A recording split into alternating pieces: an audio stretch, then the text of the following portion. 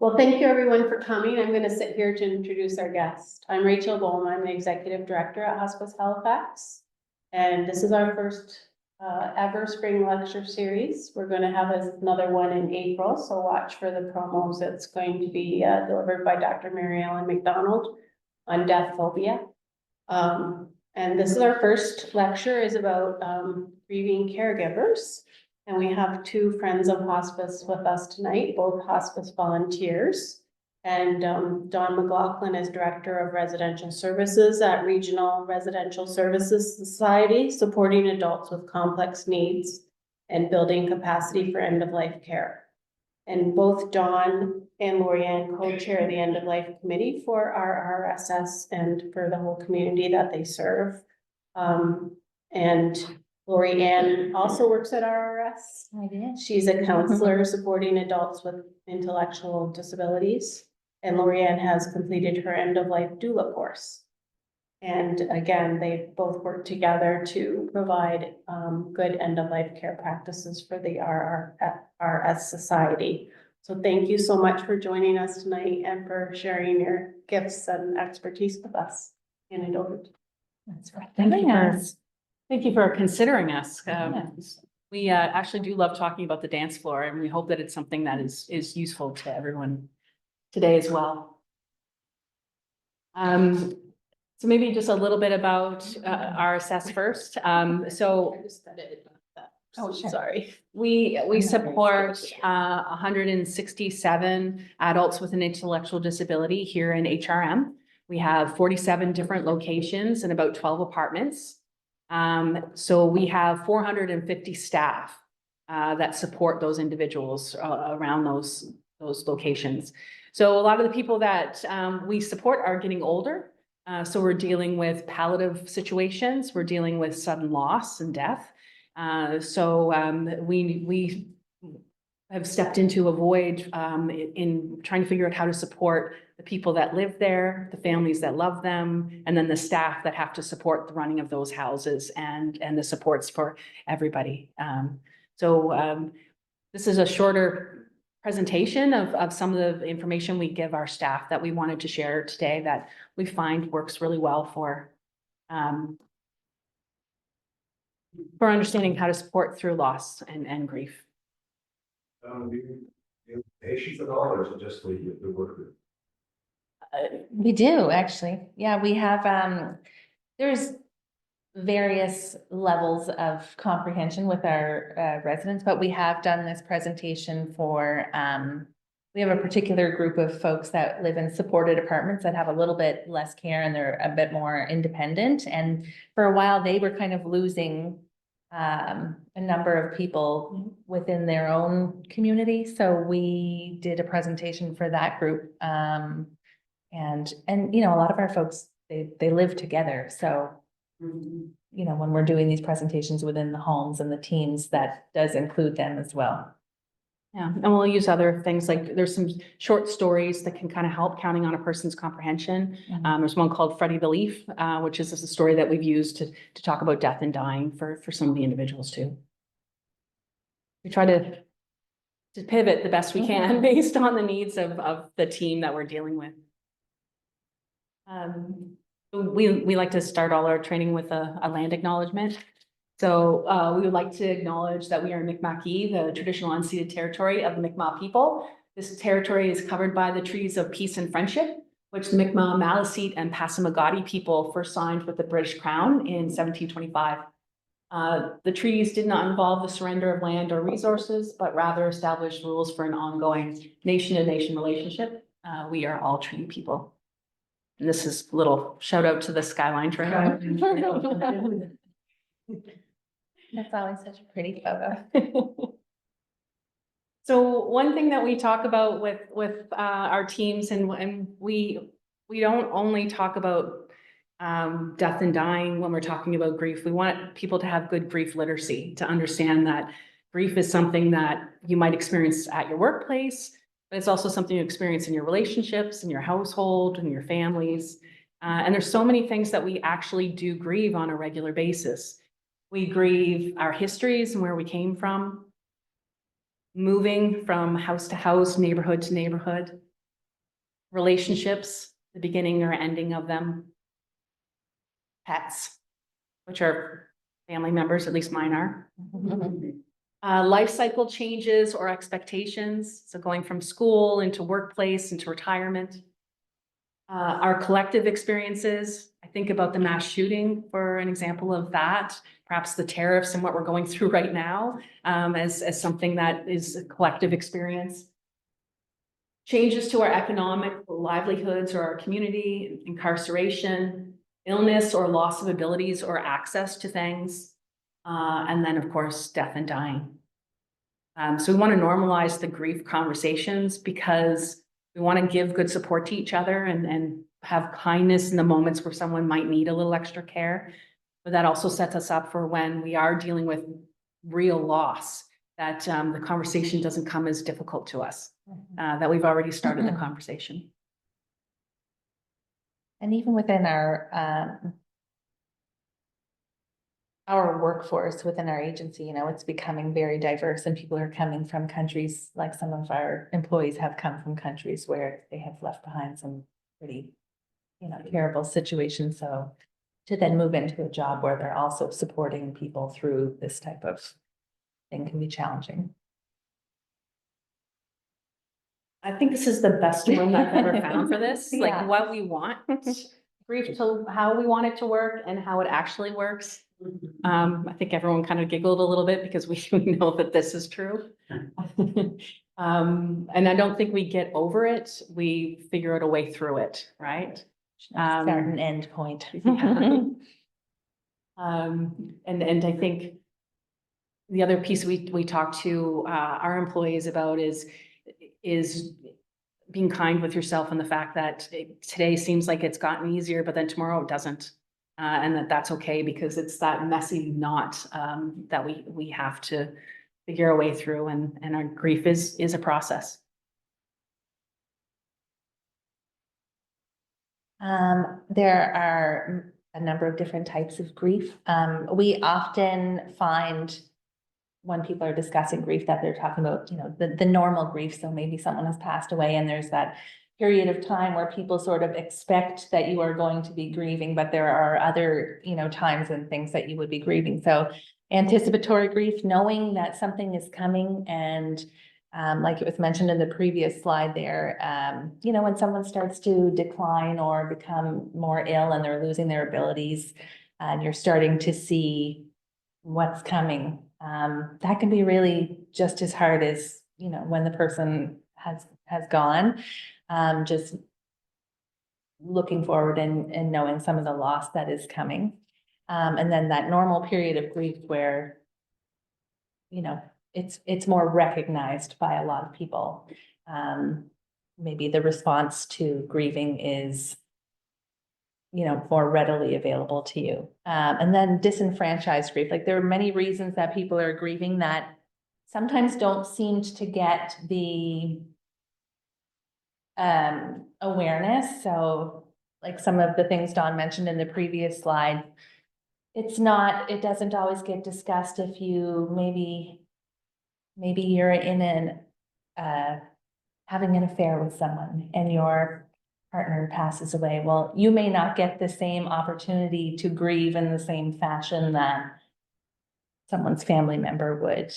You know, if someone has an abortion or a miscarriage, or maybe they're grieving someone who is incarcerated or their pet has passed away. Some of those other things that are very real grief don't always get the same sort of response or attention. So that can be really hard for people. And then the cumulative grief, if you think of, sometimes things just seem to come one after another and stack on top of each other. As Dawn mentioned, with spring of 2020 in Nova Scotia was not good. There were so many events. And if you think about just the COVID and all of the events that occurred around Nova Scotia that were really hard for people, it really does add up. Yes. Yes. Yeah. That's There's cumulative. lots of Sure. things to grieve at the moment, yes. Sorry, I have bronchitis at the end of it. I'm not contagious, but I do have a little bronchitis. And the disenfranchised grief is one that we lean into a little bit because as caregivers, as paid employees, sometimes we struggle a little bit in regards to our own grief. And a family might step in and we feel we have a right to, or we want to be involved. And that makes it more difficult because we are paid employees. We love them. We've gotten to know them so well, but it does make it kind of difficult for us sometimes to know where our place is as caregivers. Yeah. We have, in our role, I've worked with the same people for the last 13 years, the same, few gentlemen, but I'm not their family. And if it were to come time for, end of life planning and their family wants to step in and obviously spend all that time with them, that's their right. But yeah, we would certainly grieve just like anybody else would.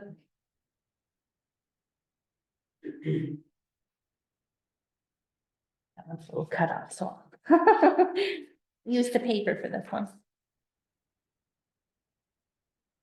So, this is just a nice quote that passage that we usually share with people.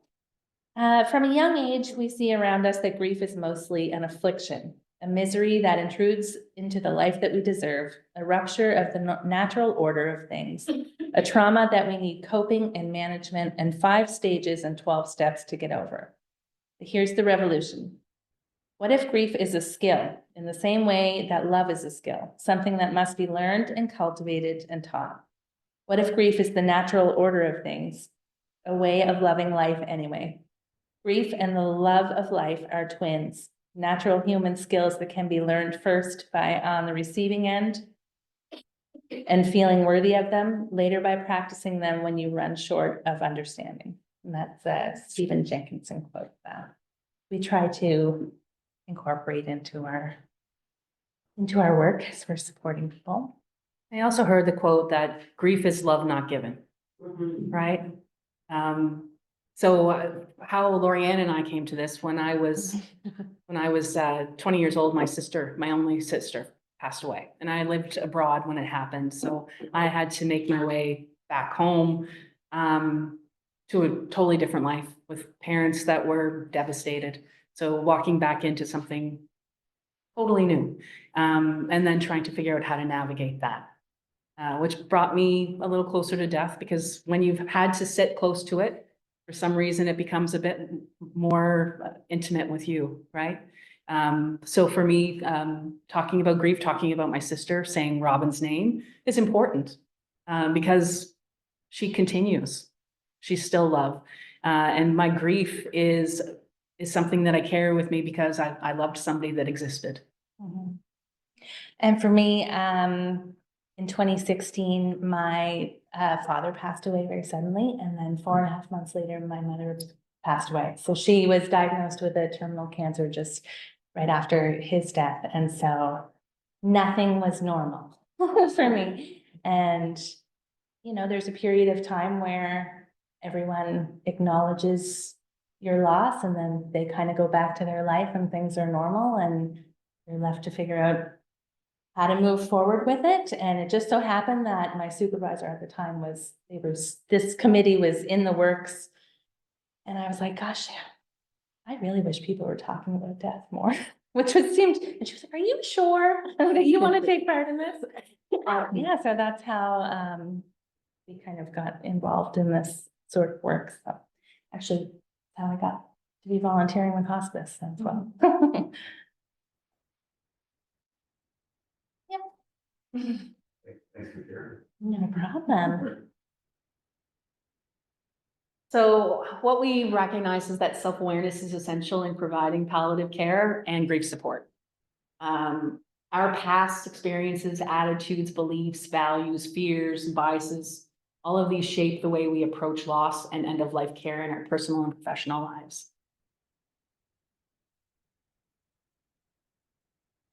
Yeah, and I'm just getting to these questions because all of those things come into play with the questions that we have up here now. So what have you been told about grief growing up? It was something that was happening Yeah. yeah. There's a lot of that in our family.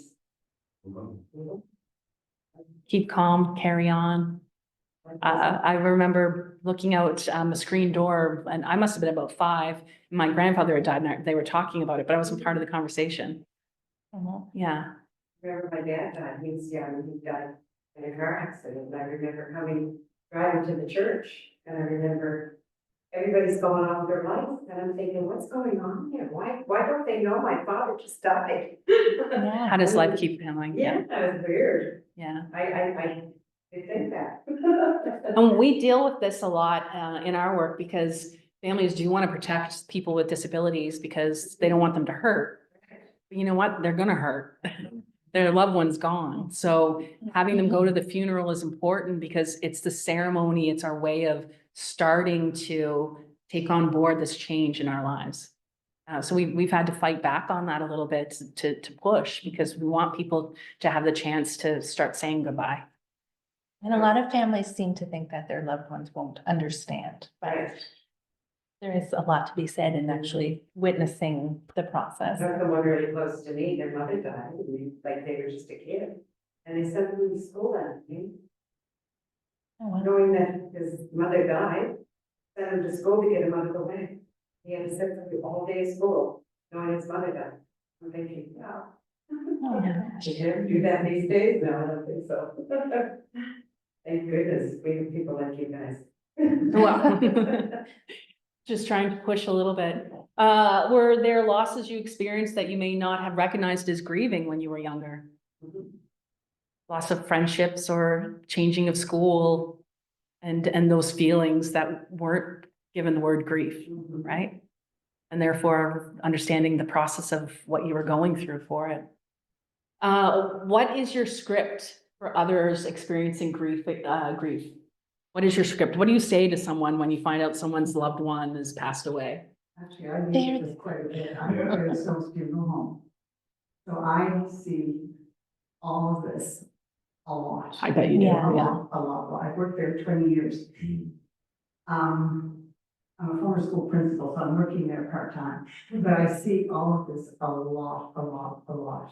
And, I have become quite comfortable, listening. I find that the people who have lost somebody want you to hear their story about their person. And oftentimes that takes over any kind of arrangements. I don't do the arrangements, but it takes over. And the time spent at that moment when they initially come in the door is absolutely crucial. Absolutely. Listen Yeah. to their story. They want you to know what hat he wore, what jewelry she liked, what she ate, all of the above. The hard part for me is if there are children involved. It is really tough. Yeah. Mhm. For our complete staff, actually. Yeah. Yeah, it's really hard. Yeah, because the script that we often use is because of our own discomfort. So you know that people have said, yeah, they're there, Mhm. or he's in a better place. Oh, gosh. Yeah.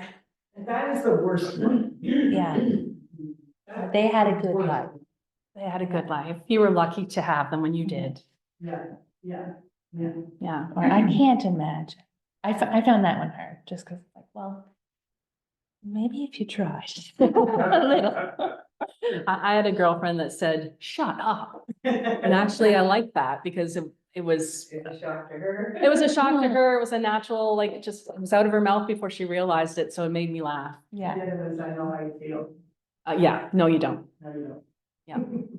Yeah, so we all have a scripter, I'm sorry, which doesn't cut it either. You know, or worse, people avoid you because they're so uncomfortable, then they don't want to be around you, or they're Mhm. not sure what to say. So then you walk in the room and they're going in the opposite direction.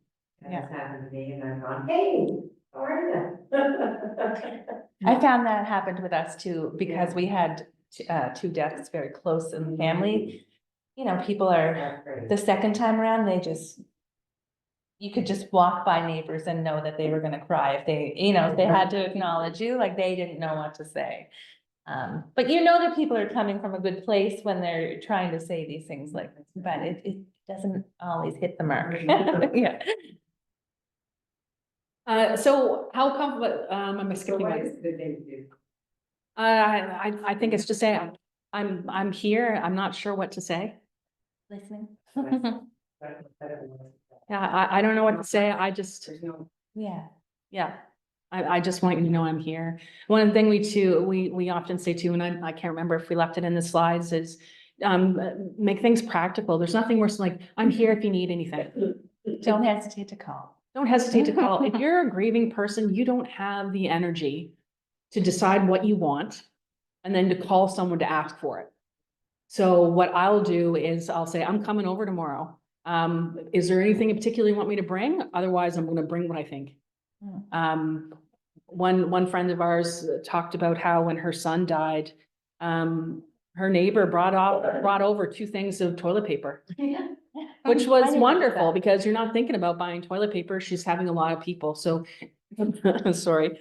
Just coming up with something practical, and not just telling them to call you, just saying, I'm gonna be at your house on the weekend. And I'm gonna bring something. If there's something in particular you want, please tell me what it is. It allows that person not to have to come up with anything, because really you're not in a place to ask. So are you comfortable responding to another person's grief?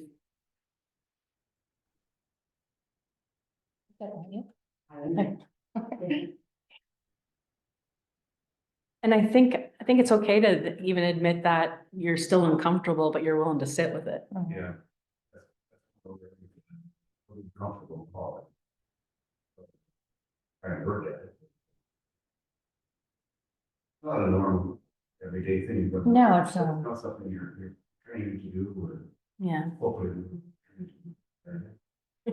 Well, I think it's just sometimes even that forethought, like, a coworker of ours lost her husband and she'd been off for a few weeks. So I actually kind of planned how I was gonna see her the next time I saw her. And I just planned the words to say, you know, I'd love to sit down with you later today if you feel like it, because I just want to catch up and see how I can and be a bit of help. Because I've been thinking about you a lot. So not saying, how are you? Like the head tilt comes right with it. No head tilt. Quite often they're more than willing to talk about what happened, how it happened. Yeah. Yeah. And sometimes they just want to say their person's name because people are uncomfortable and they don't want to hear the name because then they don't want them to be upset. So I don't want to be upset. So sometimes like if someone's talking about a loss, I'll ask them what their loved one's name is. Because they want to be able to say that out loud. I'm a hairdresser for years. So I guess it's probably looking very comfortable. Personal. Yeah, and how nice for people to have just an opportunity to go sit and have something done that's nice for them. Yeah. And look at that skill, right? And like just to create that space, which is an incredible thing. And in our workplace, some of our workforce is quite young. So some of the staff that we have are like very early 20s. Not everybody has lost someone by that age, or had any experience with any sort of death. And depending on where they come from, how close their, culture is to death is very different. So it is nice to get sort of people thinking about these sort of things because they may end up on a shift where they're dealing with an unexpected situation that they've never had to face with. So, yeah. And that's how we'll often start a meeting or training with our staff is like, what's your relationship with death? Which is a very quite the blunt. icebreaker. Yeah, it's a good icebreaker. Gets people thinking pretty quickly, but that's the space that we're creating. So we want them to be able to talk about it. It's always an interesting starting point. Yeah. So 10 out of 10 people die from death. Yeah. I'd Like to throw a stat in there. Early training that we took with Serena Lewis, Serena had said that, you find out you're pregnant, you spend 9 months getting ready for the baby. We all know we're going to die. Why do we spend so much time pretending it's not going to happen? So how do we kind of create a bit more space for it because it's happening? So talking about grief is important because it can help us gain and grow in our personal insight. It can build objectivity in a more supportive environment. It helps us recognize stress, challenges to boundaries, and compassion fatigue within ourselves and our teams, family units. And it just normalizes the conversation. When my grandmother was dying of pancreatic cancer, myself, my aunt, my mom, there was a few of us that would talk with her, but others were so uncomfortable that she'd be like, you know, when I die, I want, and they're like, oh no, you're fine. No, she's actually dying and she wants to talk about what's next. Yeah. So let's not shut her up because you're uncomfortable. Let's figure out a way that she can talk about those pieces. And those conversations were very normal in my house after my sister died. Mhm. My mom and dad would be like, okay, you're going to get that and this is going to happen. And they've got their like, so it was a conversation that became normal when death was closer at our door. Mhm. With grief too, it strengthens our resiliency. I kind of don't like that word anymore. It seems like it's something that's kind of been used against us through COVID and for staff. It's that keep calm, carry on. You are responsible for your own mental health and well-being. I think I like the word buoyant better because how do we stay afloat? What helps you stay afloat? What are the things that you need? And I think by pretending that the conversation isn't happening, by pretending that your loved one doesn't have dementia, that they're changing drastically, that this person doesn't have an illness that is going to take them the next 6 months, you're not avoiding anything. So how do you keep yourselves buoyant? And I'm talking about that grief and what your experiences and where you are in that process is really important. Knowing that you're not going to be operating at 100% all of the time. And that's okay.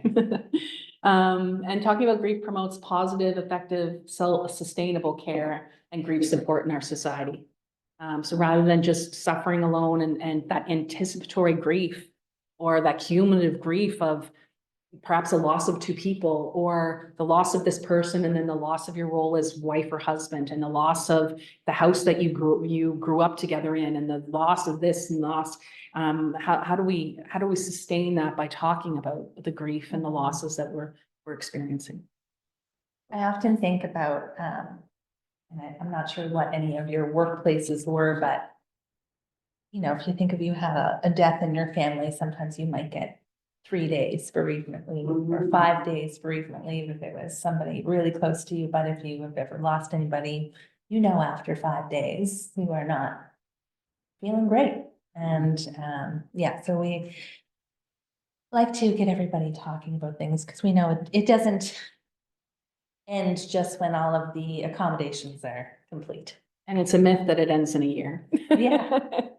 Or in 5 stages or 12 steps or whatever was mentioned in the previous slide. So the other thing we talk about when we talk about loss and grief as caregivers in our work, but I think it works really well for us in regards to our own personal relationships too, are the difference between an instrumental and an intuitive griever.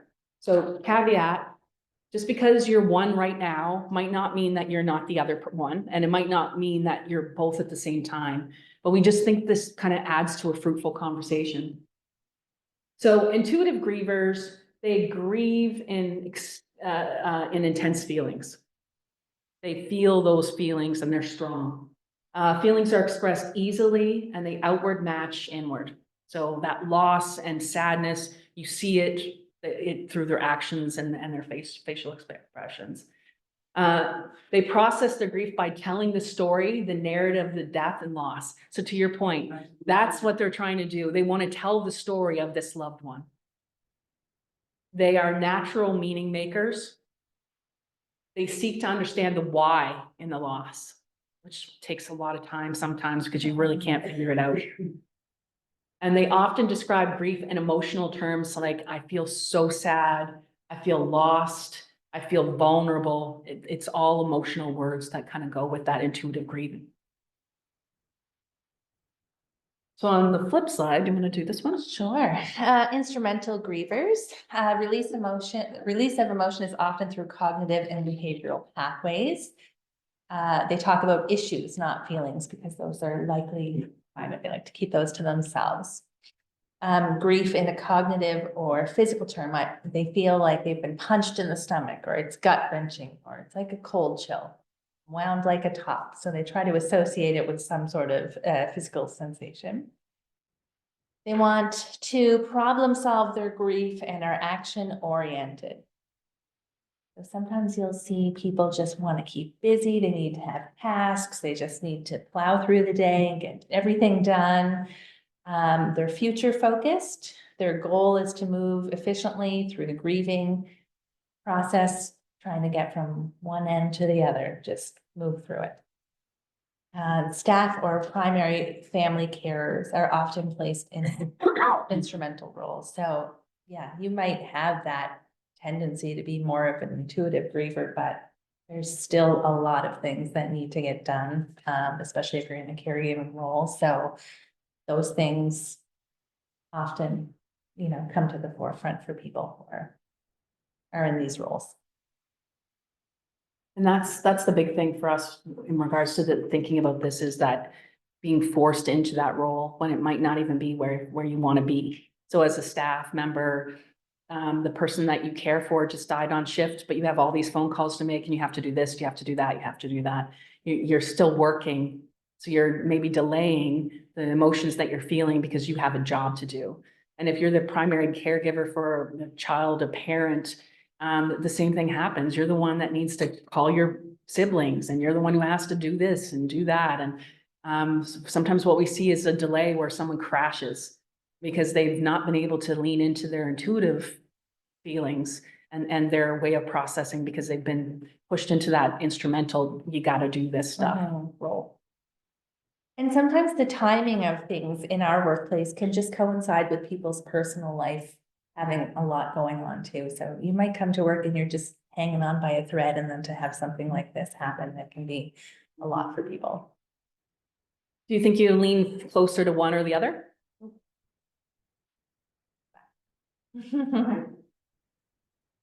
You do? Think I need closer. To intuitive or instrumental? Intuitive Yeah. is right. And instrumental, I guess probably, I think it's both. There'd be some that. Oh, yeah.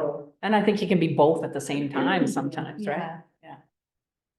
And probably depending on the situation you're dealing with too, it could be different every time.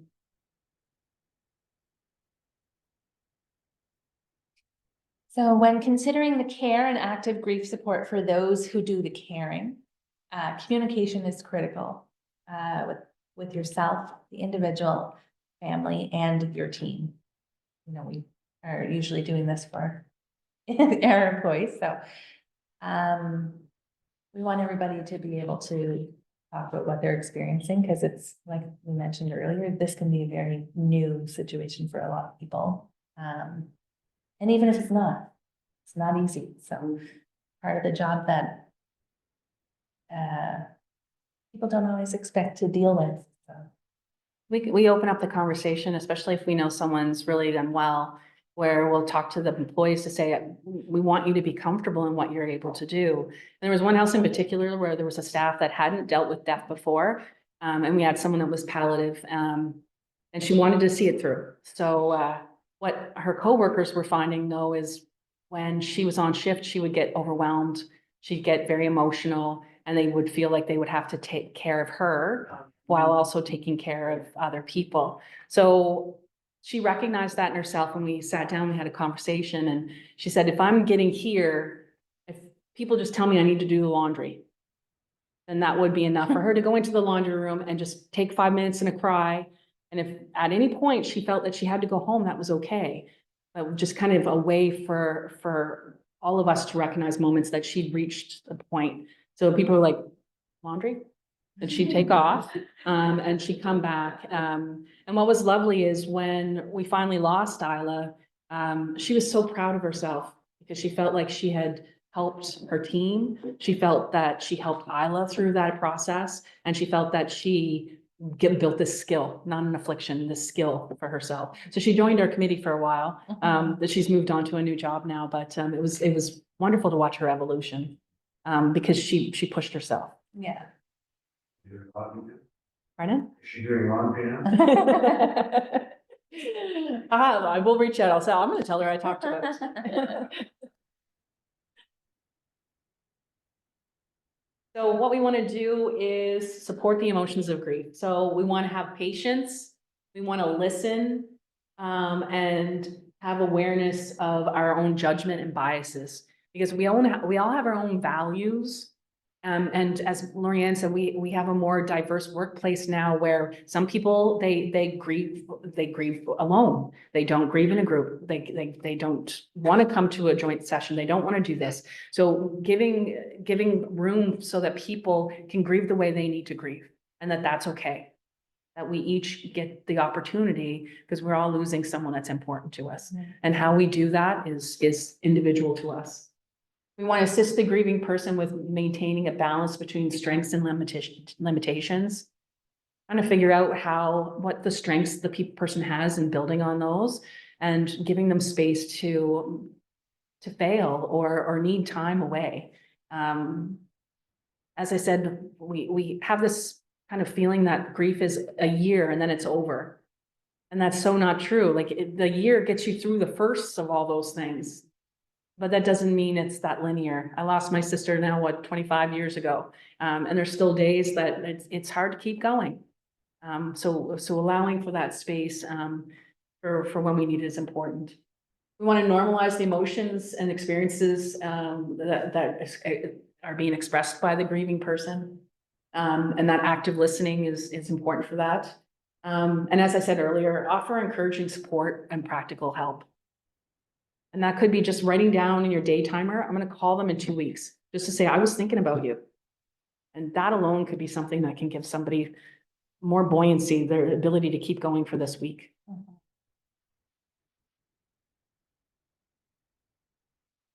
I don't know how to start that. I think if you just scroll in the middle. So this is a video from Brene Brown, that talks about the difference between empathy and sympathy. It looks like it wants to play. Yeah. Oh, I think I'm pressing something. It's not actually a button. Enter? Oh, no, that wasn't the one. Where do you press play? Oh, maybe down here? Nope. Sandy play, wondering if maybe I move that thing over there, if it's hidden under there. Nope.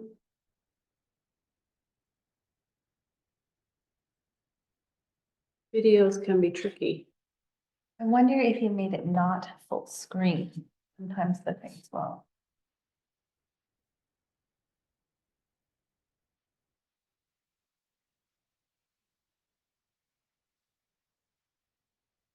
So cute. Yeah, that's a good one, I know. We could probably, I don't know how to do that, the Zoom meeting. We could send it out after to people. Yeah, we Yeah, could do it that. is a really good video, so. Yeah, it's just a really cute video that looks at the difference between sympathy and empathy. And empathy is finding a place within yourself that understands perhaps that sad feeling, that vulnerability. So this is a great video for that. Yeah, we'll send it out. All right, so we've been talking about, you just go up to from current slide there. Clearly, I don't use PowerPoint here,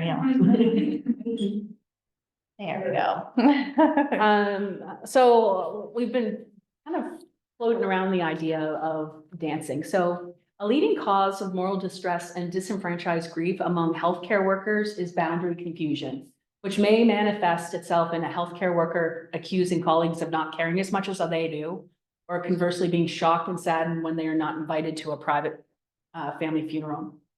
The image of a family dance floor with a definable edge allows us to envision and explore this kind of awareness, enabling us to work with clarity and integrity without cutting off our feeling selves. When we pay attention to and respect the value of boundaries, we can experience the satisfaction that comes with achieving a heart-mind balance, which in turn allows us to feel deeply while still thinking clearly and acting wisely. So the idea of the dance floor first came from Ontario, the College of Nurses, because within that nursing field, they're loving and caring for people. But that disenfranchised grief exists because they're not family. We are paid. So we leaned into this pretty heavily as an organization. And I've realized that it works in so many ways, not only from a workplace, but from a private place.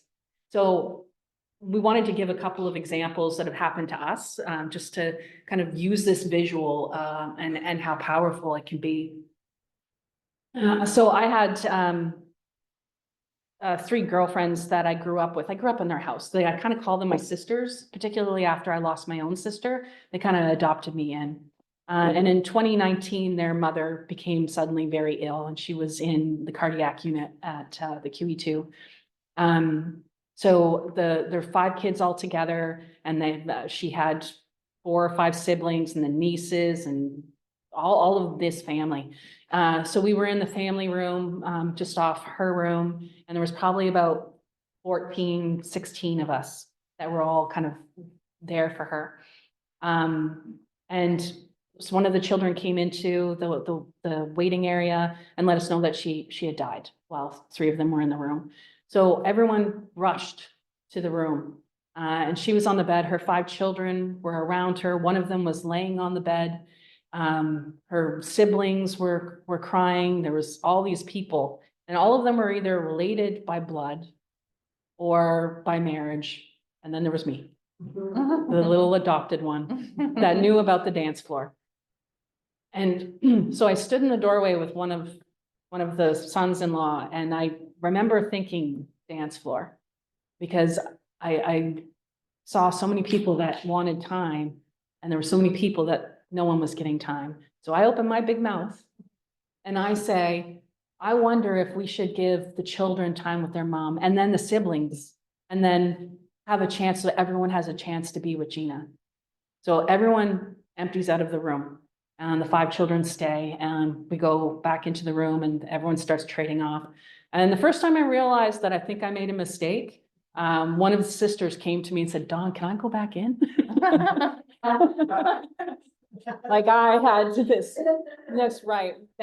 So she died in February, and my birthday's in May. And in May, I received a gift from each of those 5 children. Lovely cards, or a piece of jewelry from one, just thanking me for being there. And they had talked about that beforehand, but it was a moment that everyone needed a little time on the dance floor. They needed their time to be able to say goodbye. And with so many people on the dance floor, no one was really getting to dance. What do you call it, dance? What would you? Just the dance floor, it kind of came from the idea of yeah, that, and is the next slide kind of go into it a bit? No, it doesn't. Just the fact that it's the final moment potentially with a person. I've also been lucky enough to have it in my workplace, where there's a lady I worked with for a long time that was palliative, and I knew she only had a couple of days to live. So I had gone over to the house, and there was 2 or 3 staff working, and they invited me in. I went into a room, sat in a chair. They got me a cup of coffee, and then they disappeared. They gave me time in the room with this lady so that I had my time on the dance floor to have a final dance with her before she left. So when I went into Gina's room with all those people, I was thinking dance floor, and I wanted everyone to have a dance. We often provide an opportunity for people at our facility to come, but I really like it called dance floor. I'm taking that back. Yeah. Yeah. Where did you say that I missed that when you said? Sounds funeral. Oh, okay. I will take that back. Yeah. I really like that. Yeah. It's just an opportunity, and you know, I think, and I had one other situation where someone had reached out once she found out about the dance floor, because she was really angry with her partner's daughter. She was a lady that later in life found a lesbian partner, and being in her 80s, when she was younger, that was not something that she could do. And at that time, they couldn't be married. So when her partner died, the daughter who she was estranged from came back and was making all these decisions. And how hard that was for her, because this was her loved one, this was her partner. And suddenly she couldn't make those decisions. And she had called me after we had done a session about the dance floor to talk about that. It gave her a bit more understanding of why she was feeling so angry. Obviously, she should have had a chance to be more on the dance floor because that's where she belonged. But also gave her a little understanding of why the daughter felt this need to be on the dance floor, that relationship. So it's a visualization that can kind of help us recognize why we're probably having strong emotions or why we're responding, but perhaps then understand where other people are coming from as well. We were talking earlier today and I was saying, it's interesting because I've been doing this job for almost 20 years, but I've never actually had one of the residents that I was supporting at that time pass away, like while in my care, which I feel very fortunate to, to have not experienced that. But we were just kind of chatting about how one of the folks that I support, he came from a very lovely family and lived with his very elderly parents up until very recently, when his mom passed away and his dad is in his 90s. And, we're now just trying to facilitate as much time for them together. Just knowing that time, could be limited for them. So we're always, sometimes when you get a new resident in the house, there's not always a lot of family contact sometimes, but we're trying to do our best to make sure that they're still getting to have a dance. So, yeah. Some of the last dances, maybe. Yeah. Actually. Was there another example that we were talking about? Oh, another gentleman, we, especially sometimes there's family members that they don't come around a lot for people that live in care because they don't feel like they can, or they're a little nervous of it because perhaps they weren't involved in their loved ones' day-to-day life. And so we had one gentleman that was palliative, and his brother, who was a little estranged, came to the hospital to see him. And he was leaning on us, the staff, a lot because we end up in that role where we often help families as much as we help the persons we care for, because we're there and we do. But he wouldn't let us leave the room. And me and my coworker were like, dance floor, because we wanted him to be able to be honest. And I don't think he could with us in the room. So we concocted a phone call that we had to take. And we promised him, urgent phone call, that we had to leave for like 5 minutes tops. And we just stepped outside the door and gave him 5 minutes because we knew he needed that. And whatever he wanted to do with it, with his brother, it was a chance for him to have a final dance with his brother. And when we came back in the room, we could tell that there was something lighter. So something had happened while we were gone that gave him that chance to be with his brother and potentially say goodbye or whatever it was that he needed to say. So it's a visualization that we use in all sorts of ways.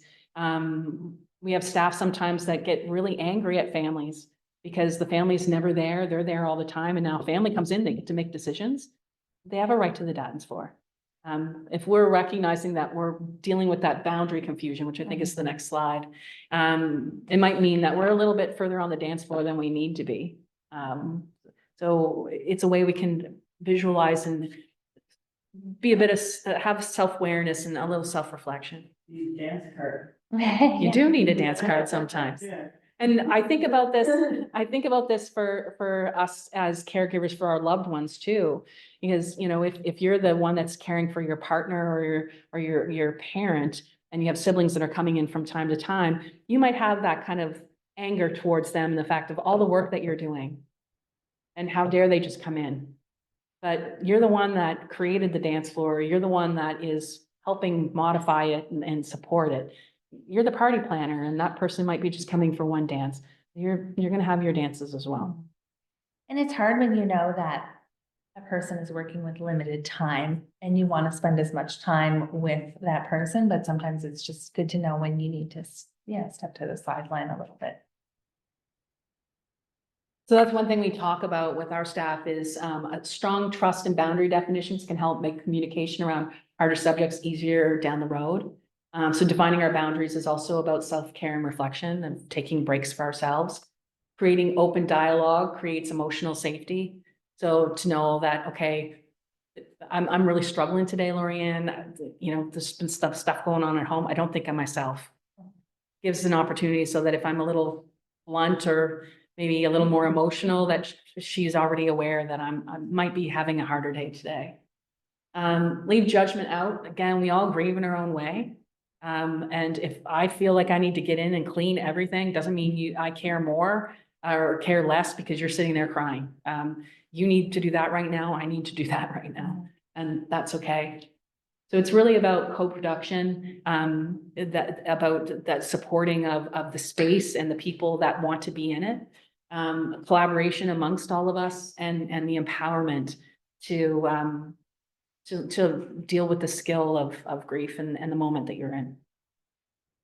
Yeah, we always, we want people to be able to communicate openly at work, because, like I said, you just don't know what's going on in people's personal lives and coming to work. Like maybe they're also caring for someone who is not well in their personal life, and then they're coming to work, and you just can't always burn the candle at both ends. Like I know if I had come back from leave after my parents passed away and immediately came back to work and we were supporting somebody who was in this situation, I don't know that I would have been able to do that at that time. So we just are always sort of encouraging people to just be really clear on what they are capable of doing at that time. And even from our role as an end of life, like we take steps back when we need to. There's times that I've lost somebody that I care about, where I can't be part of the process of supporting that team because I'm too emotionally invested. I've seen that. I've noticed that actually when we lose a resident, depending on, usually an email will go out to our committee saying like who might want to help with this sort of thing. And I've seen that a couple of times where someone's like, I think I'm a little too close to this. I'm gonna step back from that one. So the edge of most family dance floors is fluid and often hard to find, much less stand on. And it also takes energy in a personal dance that is nurturing and supportive in order to effectively maintain the heart-mind balance in the midst of challenging situations. So we must be willing to engage in ongoing self-reflection and collaboration with our colleagues and or family members in order to have the clarity that is required to do this important and deeply personal work with integrity and to be ethically accountable for us as paid staff to support everybody with this person that we're currently losing.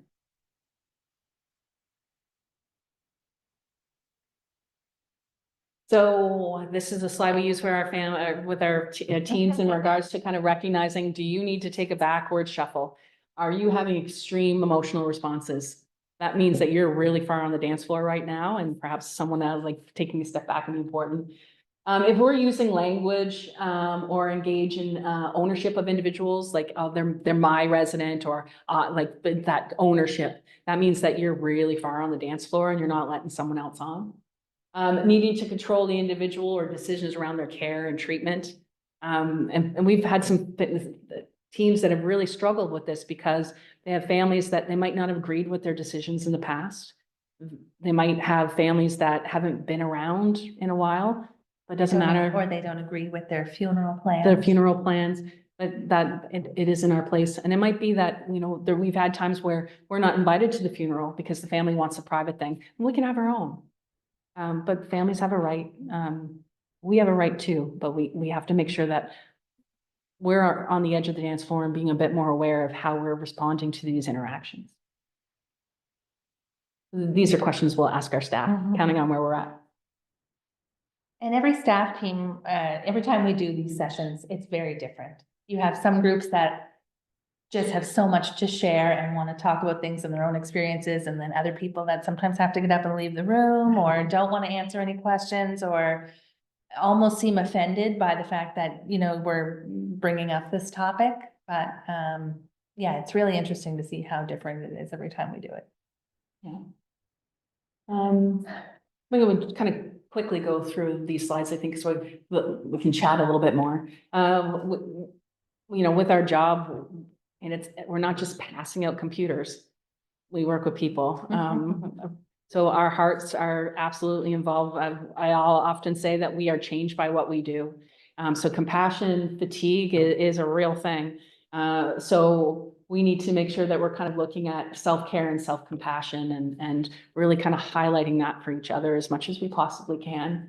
So that our compassion buoyancy, not resiliency, because I don't like resiliency. So that we're not down in this burnout, exhaustion, lack of empathy, dislike of your job. Because that can easily fall in if we're not taking care of ourselves. I think the next two slides are kind of, we use this kind of, the dimensions of self-care. So kind of looking at it from categorical, like what do you do for your physical care? What do you do for your emotional care, spiritual? And we'll have to give homework to teams of, all right, you have homework. Want something actionable where you have to go home today and do something for yourself. And some people say, well, I got kids, I don't have time. Nope, 10 minutes where you do something just for you, just to kind of fill in the blanks there a little bit more in regards to figuring out how to refill the cup that you have. And the big caregiver tips are eat healthy meals regularly. When you're grieving, that's really hard. Yeah. Just trying to make sure you're getting some food into you, even if it's an apple. Staying hydrated, exercise, get rest, take breaks from social media, ask for and accept support, give yourself a break, be honest with yourself and others. I think sometimes we're not honest with ourselves more so than honest with others. I'm fine, I'm fine, I'm fine, until you hit the wall, right? And then we have a slide for the self-care for a team or for families. We talk about elephants when we meet with teams. The elephant in the room is generally all those things you don't talk about. So when we find out someone's palliative, first thing we do is ask them, tell me about all the elephants in the room right now. People are worried about the schedule. They're worried about what's going to happen if they die on my shift. They're worried about, so we talk about all of the elephants in the room so that we've cleared the air and that all the things we're scared of, we're working on together. We define our boundaries. We look for fluid decisions that things can change. So if I'm going to be off this weekend, maybe I don't want a phone call, or maybe I need to know right away. So how do I define that? And I think we do that in our personal lives too. So if you're going on vacation and you know your grandmother's really ill, do you want someone to phone you? Or do you want a text message to call home? Because if you get a text message calling home, you know what you're getting a call for, right? So talking about those. Respecting each other's grief process. Again, just can't stress this enough. We all do it differently and it doesn't matter how someone does it. Give space for that. And for a team, we talk about, we speak for me. Sometimes people like we as a team is not fair. Someone else in that group might not agree. So we need to speak for me only. And then just be honest with yourself and others.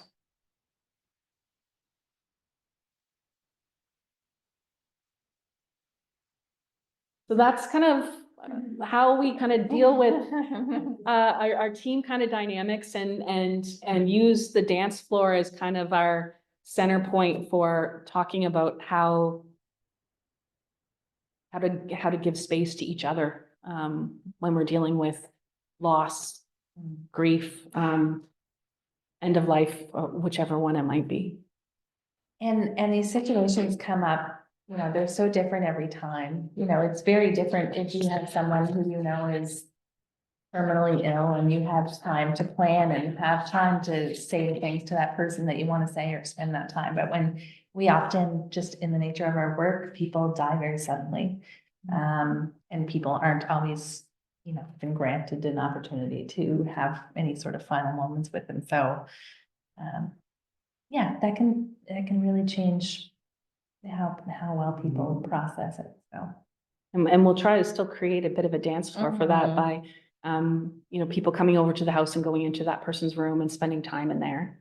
If they don't get to actually see the person. trying to find ways that people can say goodbye, and move on to the next step. And we also really believe in legacy. So how do we ensure that person continues to live, that we're still saying their name, that they're part of our celebrations? Because we don't want to forget people. Especially in our workplaces, a lot of the residents have known each other for a very long time. You know, all the men that I work with are in their sixties, and some of them, you know, back in the days when things were very institutionalized, like they knew each other as kids, even though they all came from different places and kind of grew up through all these systems. So they have sometimes lived in the same homes for 20, 30 years. So it's a big loss for them as well. Yeah, so, any questions or?